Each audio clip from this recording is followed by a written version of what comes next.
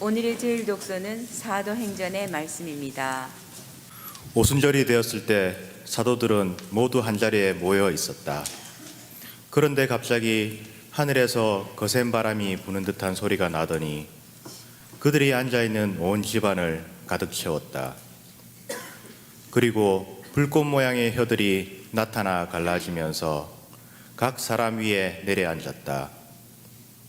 그러자 그들은 모두 성령으로 가득 차 성령께서 표현의 능력을 주시는 대로 다른 언어들로 말하기 시작하였다. 그때의 예루살렘에는 세계 모든 나라에서 온 독실한 유다인들이 살고 있었는데 그 말소리가 나자 무리를 지어 몰려왔다. 그리고 제자들이 말하는 것을 저마다 자기 지방말로 듣고 어리둥절해 하였다. 그들은 놀라워하고 신기하게 여기며 말하였다. 지금 말하고 있는 저들은 모두 갈릴레아 사람들이 아닌가? 그런데 우리가 저마다 자기가 태어난 지방말로 듣고 있으니 어찌된 일인가?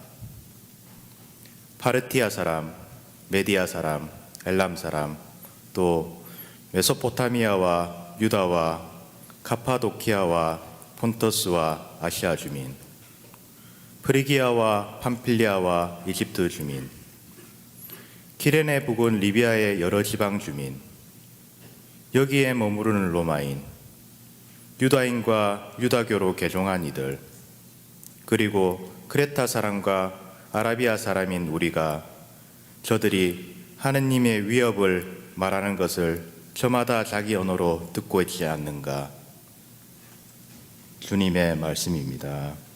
오늘의 제일 독서는 사도 바오로의 고린토 1서 말씀입니다. 형제 여러분, 성령에 힘입지 않고서는 아무도 예수님은 주님이시다 할 수 없습니다. 은사는 여러 가지지만 성령은 같은 성령이십니다.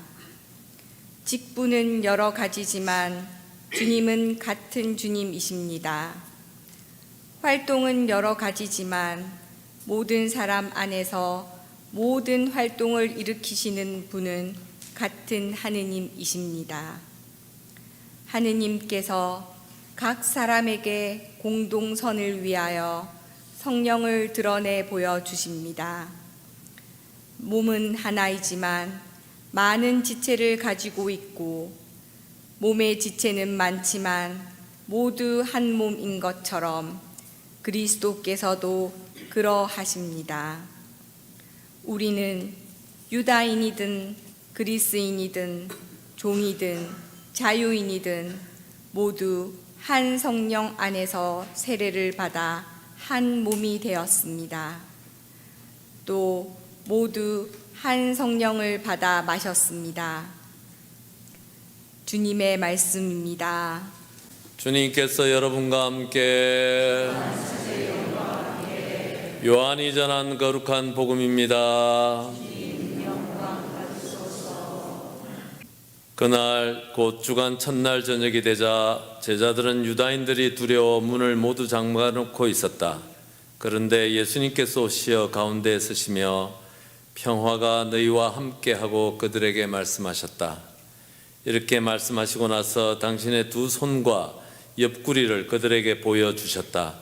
제자들은 주님을 뵙고 기뻐하였다. 예수님께서 다시 그들에게 이르셨다. 평화가 너희와 함께, 아버지께서 나를 보내신 것처럼 나도 너희를 보낸다. 이렇게 이르시고 나서 그들에게 숨을 불어넣으며 말씀하셨다. 성령을 받아라. 너희가 누구의 죄든지 용서해 주면 그가 용서를 받을 것이고 그대로 두면 그대로 남아 있을 것이다. 주님의 말씀입니다. 네, 성령강림 대축일, 우리 가톨릭 교회 안에 아주 큰 축일입니다. 우리가 성령에 대해서 우리의 신앙 고백, 신경이죠. 크레도라고 하는 신경에 어떻게 고백을 하냐면은 주님이시며 생명을 주시는 성령을 믿나이다, 이렇게 고백을 하죠. 저희 성당은 짧은 사도신경을 외우고 있는데 또 우리 12시 15분 그 미사에서는 또 긴 신경 니케아 신경을 외우고 있습니다. 더 오래된 신경이고 더 권위가 있다라고 얘기해도 틀리지 않을 것 같아요. 물론 둘 다 중요한 신경이지만 더 오리지널 형태를 갖고 있는 것이 니케아 신경인데, 니케아 신경에서 바로 이렇게 고백하는 것이죠. 성령은 주님이시고 생명을 주시는 성령을 믿나이다. 생명을 주시는 분, 이것이 이제 중요한 표현입니다. 생명을 주시는 분으로 2000년 전 사도들은 성령께 대한 우리의 믿음을 표현한 것이죠. 생명을 주시는 분. 우리가 일상 안에서 살아가면서 마음이 딱딱하고, 오늘 성령 송가에서도 우리가 같이 이렇게 노래했듯이 마음이 굳고 딱딱하고 슬프고 지치고 할 때 우리에게 생명을 불어넣어 주시고, 그래서 그 생명이 자라나게 하고 더 풍성하게 하시는 그 역할을 성령께서 하시는 것입니다. 생명이라는 것은 육체적인 생명을 의미하는 것은 아닙니다. 영적인 생명을 의미하는 것이죠. 오늘 복음이 아주 잘 생명을 회복한다는 것, 생명을 주신다는 것이 무슨 뜻인지 오늘 복음이 잘 설명하고 있습니다. 예수님의 11 제자가 예수님께서 돌아가시고 난 다음에 다락방에 유다인들이 무서워서 문을 걸어 잠그고 이렇게 숨어 있는 것이죠. 그들 안에는 두려움도 있었지만 또 죄책감도 있고, 왜냐하면 주님을 배반하고 버리고 도망갔고 부인하고 이랬던 제자들이죠. 그리고 그들 마음 안에는 실망과 좌절과 슬픔이 그냥 같이 온통 있었을 것입니다. 이런 제자들에게 부활하신 예수님께서 나타나셔서 평화를 빌어주고 성령을 받아라라고 해서 성령을 주시고 그들의 생명을 회복시키시는 것입니다. 이렇게 우리가 신경 안에서 그 성령을 우리가 고백할 때 이렇게 고백하는 거예요. 생명을 주시는 분. 우리가 화나고 분노하고 실망하고 좌절하고 상처 안에서 고통스러워하고 할 때 우리에게 이런저런 모습으로 다른 사람을 통해서도 또 우리 마음 안에서도 이렇게 성령께서는 끊임없이 우리를 초대하시는 거죠. 생명의 길로 나아가도록 더 마음의 문을 열고 성령을 받아들여서 더 생명이 더 자라나도록 하는 그 방향으로 이끄시는 분이 성령이십니다. 오늘 일독서에 제자들, 사도들이 모여 있을 때 성령께서 오시는 그 장면을 우리가 독서에서 들었습니다. 불꽃 모양의 혀들이 나타나 각 사람 위에 내렸다. 그리고 사도들이 다른 언어를 말하기 시작했다라고 이렇게 합니다. 우리말로는 방언을 하기 시작을 했다는 것인데, 오늘 이 사도행전에서 얘기하는 방언은 어떤 신비한 언어가 아니고, 그리고 모두 다 못 알아듣는 그런 언어가 아니고, 다른 언어를 사용하는 이방인들에게 그들의 말로 복음을, 예수님의 생명의 복음을 전하게 되었다라는 것이죠. 사람이 다른데 알아들었다라는 얘기를 하는 것이죠. 요새 말로 좀 더 쉽게 이렇게 풀이하면은 그들은 소통할 수 있게 되었다는 뜻입니다. 소통하게 되었다. 그전에는 말을 서로 못 알아들었잖아요. 근데 이제는 말을 알아듣고 소통하게 되었다라는 얘기입니다. 우리가 창세기에 보면 바벨탑 이야기가 있습니다. 바벨탑에 인간들이 높은 탑을 쌓아가지고 그 쌓는 목적이 뭐냐면은 이름을 날리자, 자기 이름을 날리려고, 자기 잘남을 드러내고, 자기의 욕심과 이기심을 드러내고, 자기가 더 높아지기 위해서, 다른 사람의 얘기를 듣는 게 아니라 자기 이름을 날리기 위해서 이 탑을 쌓는데, 그것이 하느님 보시기에 못마땅하셨죠. 그래서 그들을 말을 흩어버리고 소통을 끊어버리셨습니다. 그 막혔던 그 소통이 인간 사이에 같은 말을 해도 이제는 못 알아듣는 것이죠. 인간의 욕심 때문에, 인간의 이기심 때문에, 인간이 자기를 드러내려고 하는 그 태도 때문에 말이 막혀버려서 소통이 안 되는 거예요. 우리 그런 거 많이 경험하지 않습니까? 말을 하고 있어도 우리는 서로 듣지 않습니다. 나를 드러내기 위해서 준비한다고 바쁜 것이죠.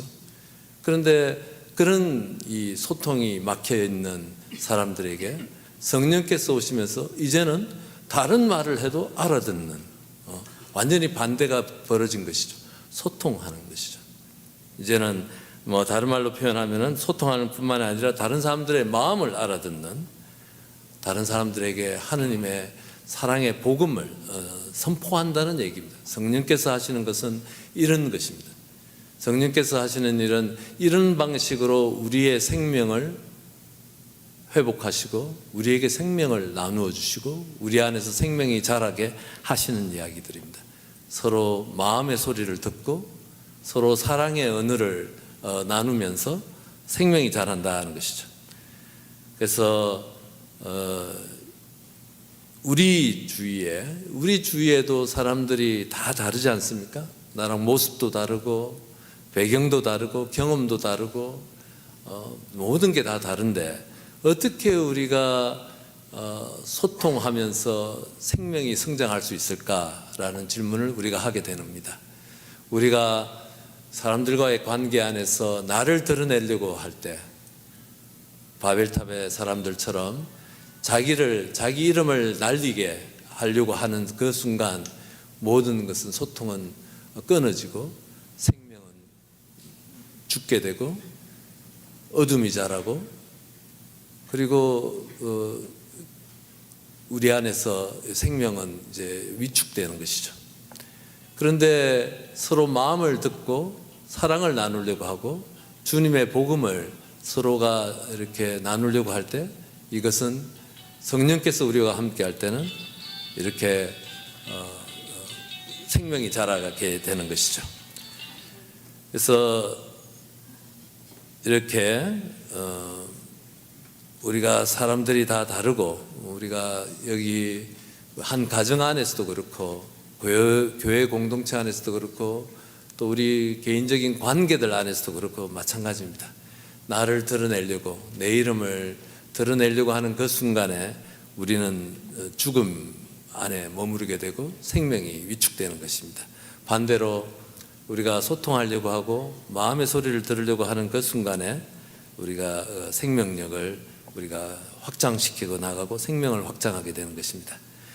그래서 다른 사람들이 이해할 수 있는 방식, 다른 사람들이 받아들일 수 있는 방식, 다른 사람들에게 생명을 나눌 수 있는 그 방식으로 들어가는 것, 그것이 오늘 그 사도행전에서 얘기하는 사도들이 다른 말을 했는데도 서로 알아들었다는 것에 방언을 했다는 것에 참된 의미일 것입니다. 다른 사람들과 소통했고 다른 사람들의 마음을 알아들었다, 그 얘기입니다. 그래서 성령께서는 이런 방식으로 우리를 다양한 방식으로 우리의 생명력을 회복하십니다. 주님이시고 생명을 주시는 분으로 우리가 이 니케아 신경에서 그분을 고백을 하는 것이죠. 우리의 매일 일상의 삶 안에서 성령께서는 여러 가지 방법으로 여러 가지 모습으로 다양한 방식으로 우리에게 생명을 주시려고 하십니다. 공동체를 통해서도 또 내가 다른 사람들과 나눔을 통해서도 봉사하는 것을 통해서 우리에게 생명을 주시려고 하시고 이 또 공동체에 생명을 불어넣으시려고 하는 것이죠. 그런데 내가 나 안에 갇혀 있고 내 이름만을 나의 이기심과 욕심에 갇혀 있었을 때 바로 이 바벨탑의 이야기가 그 이야기인 것이죠. 그래서 생명력을 잃어버리고 소통이 단절되고 어둠과 죽음과 죄 속에 머물게 된다는 것이 우리 성서의 말씀입니다. 그래서 오늘 여러분들께서 성령 강림 대축일에 꼭 기억하셨으면 좋은 것은 우리가 비록 니케아 신경을 주일마다 이렇게 우리가 외우지는 못하지만 우리 니케아 신경에 성령께서는 생명을 주시는 분, 여러 사람들을 통해서 또 여러 가지 일을 통해서 성령께서는 우리에게 생명을 주시고자 하십니다. 그 생명의 그 성령의 초대에 마음의 문을 열도록 우리가 기억을 해야 되겠고, 또 성령께서는 서로 다른 사람들끼리 소통하는 방식을 통해서 서로 말을 알아듣는 그 방식을 통해서 우리에게 생명을 주신다는 것을 꼭 기억하는 성령 강림 대축일이 되시기 바랍니다.